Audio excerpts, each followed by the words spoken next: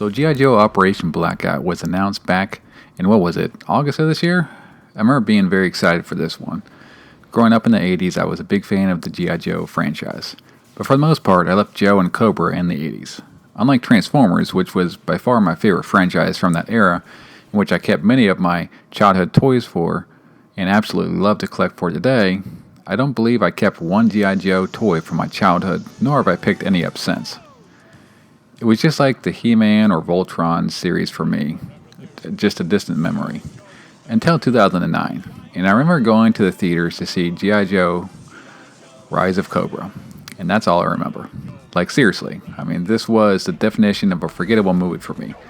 I can't recall if it was any good or any bad. I just recall that I went to go see it and have no desire to ever see it again. So that about sums that up. So that's where I was in August, and then the trailer dropped. And I like the cel-shaded art style. I was digging the character design, and I generally like third-person shooters. At $40, I was thinking I wouldn't mind giving this a try. I remember gloating to my boy Wilshon about this, and then he brought me back down to earth and with this. And what is this, you ask? Well, this is Game Mill Entertainment's website, and Game Mill Entertainment is the publisher of G.I. Joe Operation Blackout, as well as a variety of other trashy-looking licensed games. So this one I started to get worried, and I held off on my pre-order. Then the gameplay started leaking out a week prior to this game's release, and as you recall me saying on the weekly show right before release, I said... And now I've seen some actual gameplay footage leaked and stuff like that. And I'm going to wait to see what reviews come out and see what they say. But it looks pretty bad. But I had to change of mind. I mean, I've picked up several of these mid-budget $40 titles in the past. And while most people write them off as complete trash, I admit that they are no 9 or 8 out of 10s. But I do tend to enjoy them. And more than often than not, I have not regretted my purchase. So I picked it up on the PlayStation 4. And what do I think about G.I. Joe Operation Blackout? Well, it's not good. I can tell you that much. There are many things that would classify this game as total licensed video game trash. But at the same time, there are some redeeming qualities. So let's get into it. The meat of G.I. Joe Operation Blackout is a campaign, which is broken up into 17 missions. The missions are split between Joe and Cobra. 11 missions you play as Joe, and 6 as Cobra. 3 of the 17 missions are vehicle-based, where you are heading down a linear cannon non-stop, and you control your crosshairs as you shoot down upcoming or passing enemies and dodge overhead airstrikes by swerving or hitting the brakes. These missions are pretty straightforward, and while not great, they add a little variety. The rest of the 14 missions are of the third-person run-and-gun shooter variety. Your first time through each mission, you will have the option to choose between 2 characters, but after completing the mission, it will open up a larger variety of characters to choose from. You also have the option of playing through the entire campaign in solo or local co-op mode. Online co-op is not available. If you play through the mission solo, you will be accompanied by computer, AI, which is pretty fitting being that it's a G.I. Joe game. This also brings us to the largest problem with the game. That being the AI of the enemies and partners. I'm not saying that it's the worst AI of any game that I've ever played, but I can't think of any game that it's better than. The enemies will do one of 2 things. Either they will charge directly at you, like a bull charging a matador, or they will shuffle from left to right and right back to left, like you were playing against a 5-year-old in Fortnite. I mean, there is absolutely no tactical prowess to this game at all. They have little barriers set up all over the place, but they are almost always useless. They provide a little shelter, and more often than not, you get stuck on them as you are backpedaling from charging oncoming enemies. And then there's your partner's AI, which they run around like a chicken with its head cut off, often runs directly in front of you as you're mowing down enemies, and provides little in the way of support. And when they do something to help, it goes something like this.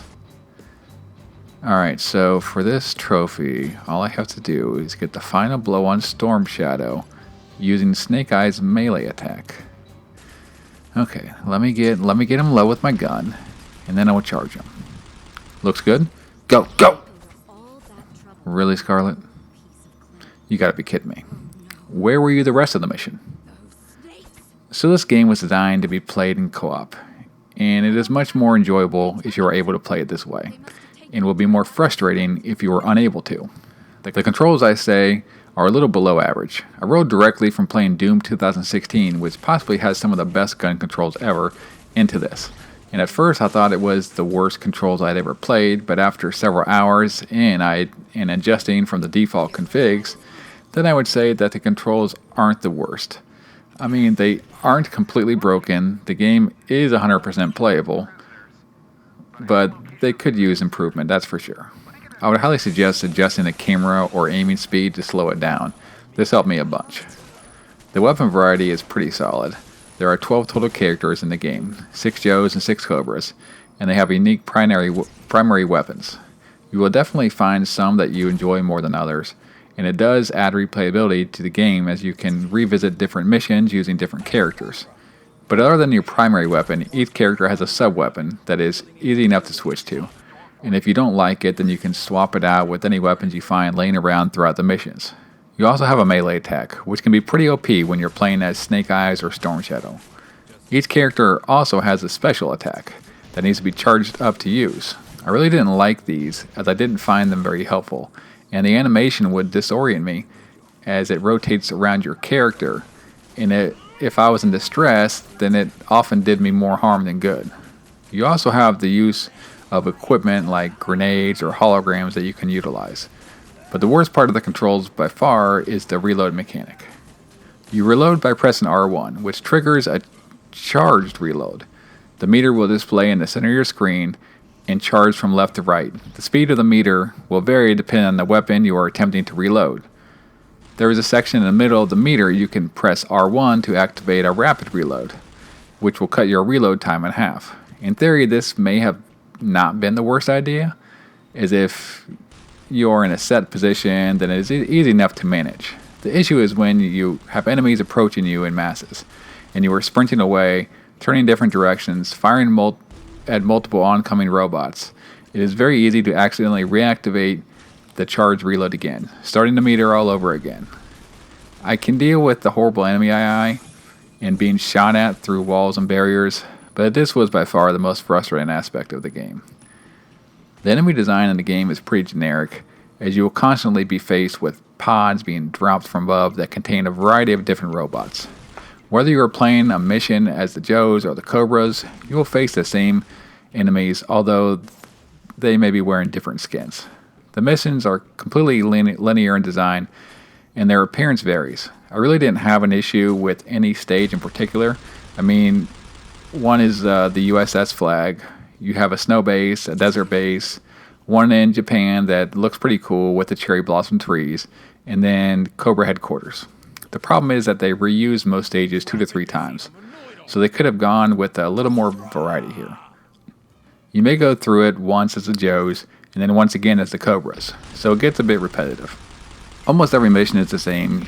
You are usually heading towards some objective. Once you reach it, then you have to activate something and then usually hold a position for a set amount of time. Throughout the stage, you will probably have a couple boss battles with members from the opposite team. These are all the same, as they literally run around in a circle shooting at you. Once you've extinguished their health bar, then they just fall to their knee and run away like a classic G.I. Joe cartoon. Now, I've been pretty rough on this game so far, but deservedly so. But believe it or not, I didn't actually hate the game. So let me get into some of the things that I enjoyed. The cutscenes and the storytelling I really liked. I mean, it was nothing terrific. The cutscenes were presented in a classic comic book style. The illustrations were really nice, and the voice acting was not bad at all. I mean, I'm not a die-hard Joe fan, so larger fans of the series may be turned off by some of the voice acting or character design, but I think they did a pretty good job with it. All the characters are modeled after the G.I. Joe classified action figure series that Hasbro rebooted recently. So if you haven't collected these figures, then it would be pretty cool to see that they translate to the game. The story itself also was nothing special, but then again, neither was the original cartoon. Being that there is over 30 minutes of cutscenes, you are in essence getting one long episode or one short movie. And it feels like it fits the G.I. Joe world pretty well. So if nothing else, as a Joe fan, you are getting some decent storytelling. They also included collectibles throughout the mission as well as side missions. And I can always appreciate a good insertion of collectibles. There aren't a whole lot, maybe one side mission and 2 to 5 collectibles per mission, but the addition is appreciated by me. There are also unlockables as far as different weapon skins or character skins that can be obtained, usually by completing certain missions as a particular character. They also have a pretty cool character bios which fans will enjoy, where they give backgrounds on the character itself as well as their primary weapons. And if you obtain all the side missions, collectibles, and player skins, then you are rewarded with a whole bunch of old G.I. Joe PSA, or public safety announcements. These are corny as all hell, and I was super curious as to what these videos were, so I just had to get them unlocked.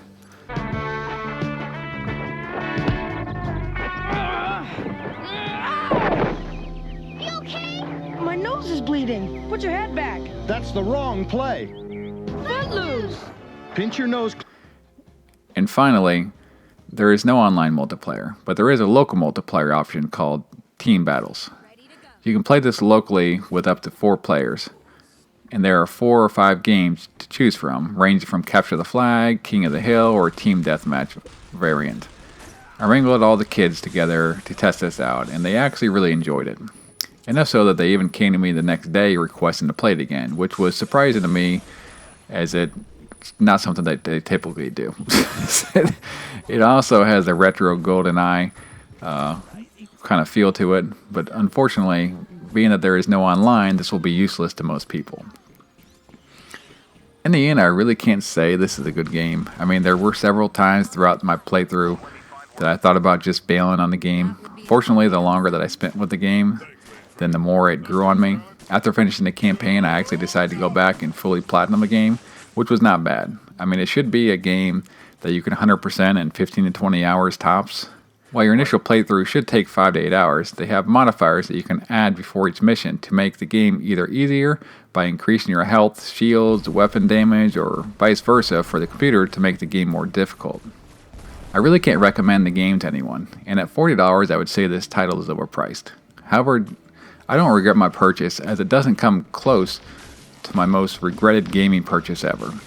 He's looking at you, $60 Kirby Star Allies. But if after everything I've discussed you are still intrigued, then it may be worth a try at $20 or $30. Hope you found the video helpful, and see you in the next one. Later.